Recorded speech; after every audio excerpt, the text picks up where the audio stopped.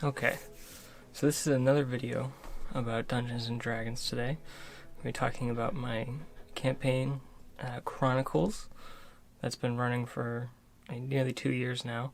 I'm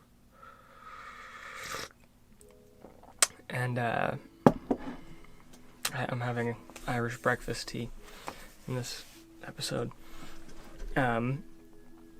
So this is probably going to end up being a long video, but I want to talk about, I guess, the ending of the campaign first. The final battle, which at the time of recording was just yesterday. The campaign's not completely over. Probably going to have some kind of short epilogue session sometime this week.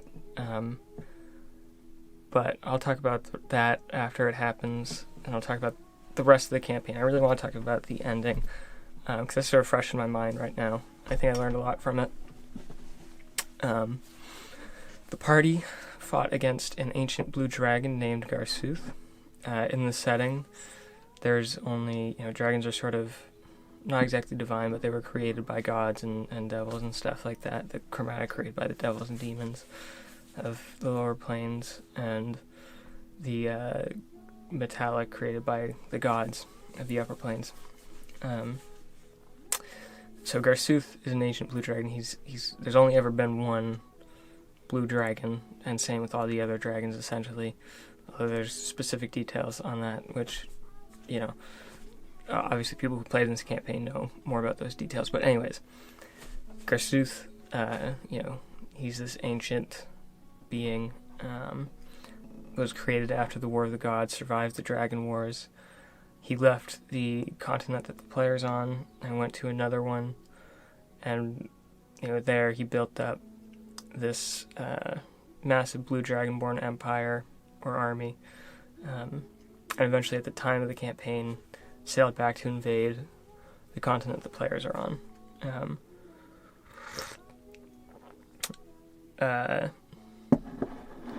So I think a few things that I did right is one, building up to the confrontation. Their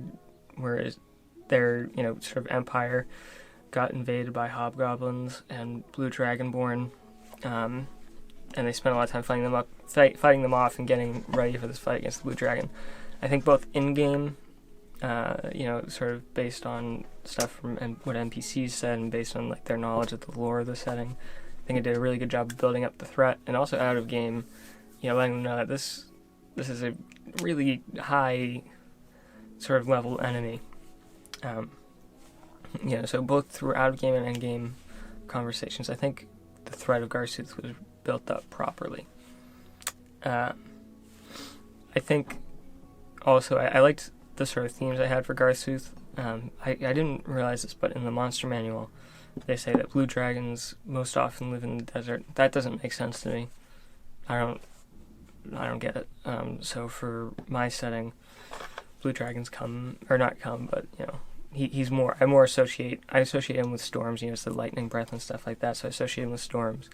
So I sort of associate him with rocky coast and those pictures where there's a lone lighthouse being smashed by waves and stuff like that. That's sort of how I imagine it. That's sort of the feeling I was trying to get, and I think I got that through a lot of the build up to the fight with Garsuth. They was focused on countering his navy and coastal missions and stuff like that, and their fight against him was on these cliffs high above the sea, with the waves crashing down against the jagged rocks below and all that in the middle of a storm. So I think the atmosphere, the threat was built up properly. Then the actual fight came, and I expected one of three things. I thought it's possible that they'll just completely wipe him out and destroy him and go all out, and because that's what sort of happens a lot of times when I'm like, oh, this time he's gonna be really tough. They sort of exceed my expectations. I thought it was more likely that he would just crush them, because they have one level 20 warlock, and everyone else is about level 11. And blue dragons are CR 21, And I know CR is not a great system, but it gives you an idea.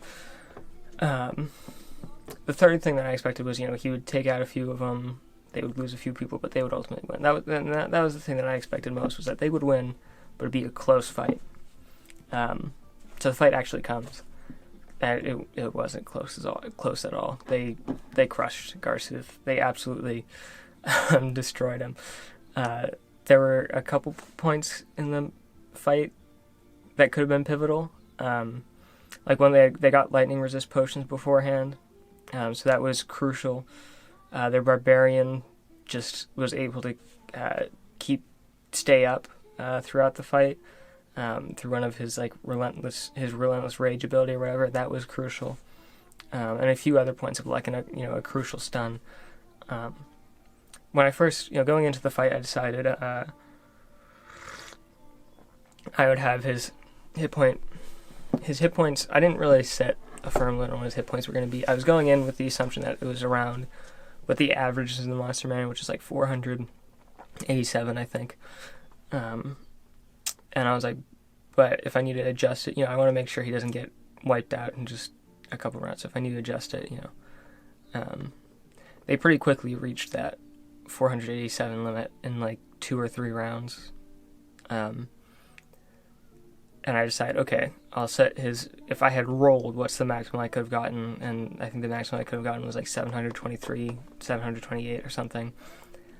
So it's okay, so I'm going to set this to his hit point limit, or his hit points for right now. Because I wanted him, at that point I was like, okay, they're probably going to win.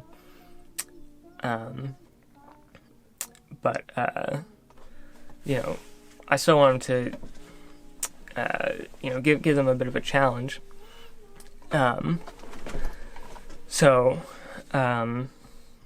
They blew way past his original hit point limit, wicked fast. At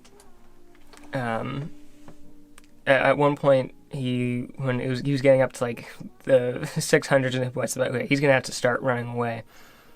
And that was a round after I decided his hit points were now 728. He's in the 600s. And I'm like, okay, he's going to have to try to get away. But someone used power word stun, or Adam used power word stun, and he was stunned. He doesn't get he used it at a perfect time. And he was stunned, and then they blew past his 728 hit point limit before he was, he got out of the stun on his turn, which was only a turn later. But before it was back to him, they blew past his 728 hit points. I decided at that time, I was like, okay, I'm going to just keep going hit points up because I needed a little time to think and make a decision about whether or not I wanted to keep this fight going. Because I felt like I've really built this up and it hasn't been challenging. And by the time we got to, the next round, we got to Palmer's turn, which is pretty early in the round. I decided, he doesn't need to kill one of the players. He doesn't need to win. I mean, they've been working so hard at this for so long now. They came in prepared with a plan. The luck was on their side. They made a lot of crucial decisions that were really important. So, they deserved the win. And so on Palmer's turn, even though he was already way past his hit point limit, so this is when they get the win. I had thought about extending the fight. I wanted it to be, my original idea was it was going to be a really close fight and they would win. And I kind of felt like, oh, this might be a bit disappointing, this might be a letdown. But I realized during the fight that, everyone was having fun, and the threat was built up. They knew it was a serious threat, and they kicked his ass, and that is fun. There's nothing wrong with doing that. I think it was a lot of fun for everyone, and to just undeniably win and crush him. I think that was fun for them. It was fun for me too. Afterward, well, it was fun for me in the moment. I had a lot of fun doing it. But I did, I did have that moment where I had to think about it.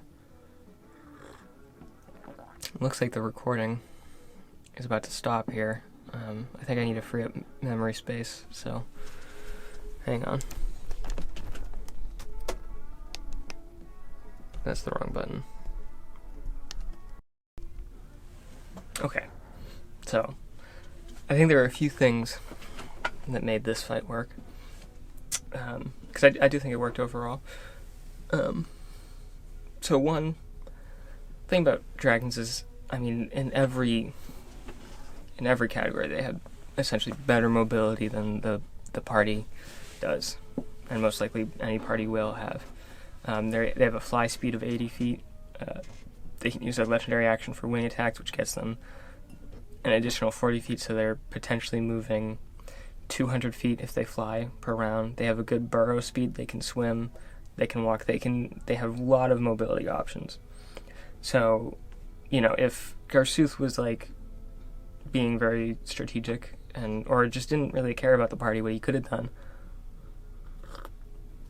fly in to range with the lightning breath, hit the party with it, fly 500 feet away out of their range, wait until his lightning breath recharges, fly in, and you can't. That's a hard strategy to counter. You can hold your action and do spells and stuff, but you're probably not going to be doing enough damage to take him out before he's taking some of you out. And even if he doesn't, I mean, you can fly away, come back when you're camping in the night, do it. He has a lot of mobility options. But I didn't want, obviously I didn't want to fight like that because that's not fun. That's boring.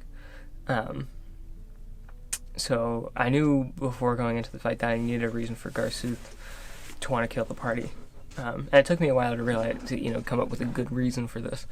But essentially, I mean, in this party that was going to kill him, there was Adam, who is the emperor of this new empire, who's been the really only opposition to his invasion. I mean, he's been planning this for so long.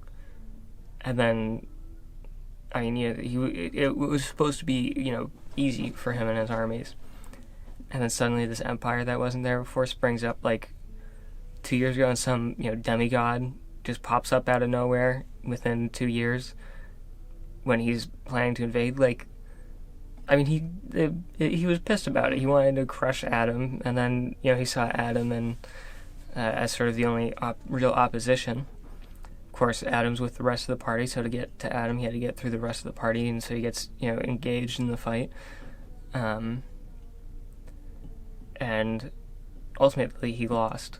I think another thing that made this fight work is there was I think there was just a lot of moments where everyone got to shine. Everyone got to do something that was really cool or really crucial. So, before the battle, they got the lightning resist potions. I believe Ildon was the one who did most of the negotiations, because at first they didn't have enough cash on them to buy all the potions they needed. And I think Ildon, Ryan's character, was the one who talked down the price for that. During the fight, he got some critical hits that did a ton of damage that were crucial. There was one spell he used, like Mind Maze or whatever. That did a massive amount of damage. That was a really good spell, and he's the only one who actually caused Garsuth to burn one of his legendary, or not legendary, his legendary resistances or whatever it's called. So that's pretty good on his part. Nathaniel hit Garsuth with a 4th level fireball that he failed on the saving throw for, and just was throwing fireball after fireball, which was, doing a consistently high amount of damage to Garsuth. 47. He just failed, so he takes the full damage. It was 47.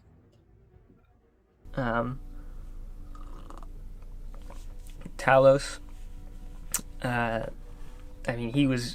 He took almost all of the damage that the dragon dealt.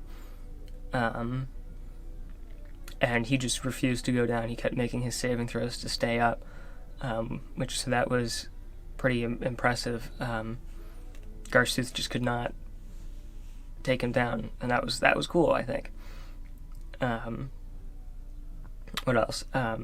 Adam getting the power word stun. I mean, it was literally that round. I was like, okay, Garsuth has to try and run away because he knows he's not going to win. So Adam gets power word stun. He can't run away on his turn. That was also the turn that Garsuth got the lightning breath back. So if he had that, he would have been able to do a massive amount of damage to the party, and might have given him enough time to fly away. But that was crucial, getting that power word stun, and he didn't even get to go again before the party took him down. Palmer getting the killing hit. Wait one second. Okay. Do you want to do lethal or non-lethal damage? Lethal. Okay. You're nothing but a pure amalgamation of evil, and you deserve to die. He lets out just this massive bellow. I use the gems to cast Revivify. You feel the ground shake as he shouts out. Radiant damage bursts throughout his heart. You can see sort of the light spilling out from his mouth and eyes and holy shit. Ear side. Also a really cool moment. He had another critical in there. He did like over 100 damage in one attack, which, I mean, that's awesome. And then there was also BBL's appearance on the battlefield. I think that was really cool, and I think everyone sort of enjoyed that. He is then immediately after that going to use his lightning breath. Oh, and are you there right now? Yeah, he's there. He's like muted. All right. It's at this time that as the lightning rushes over you guys and clears up, you guys are staggered from the blast. That was a heavy blow. Another bolt of lightning strikes the ground, and Garsuth looks confused. Holy shit. Oh, man. As BBL oh, man. gets in the middle of the It's literally that, putting Oh, my my headphones right now. God. it is BBL's turn. Incredible. So I think it worked for a lot of reasons. I could go on and on about the specifics and the details of the fight, but I don't really want to do that. I think I'm going to stop this part of the video here, and then I'm going to talk more specifically about the rest of the campaign in another recording, talk about some of the stuff after the epilogue, talk about what I thought worked and didn't work throughout the whole of the campaign.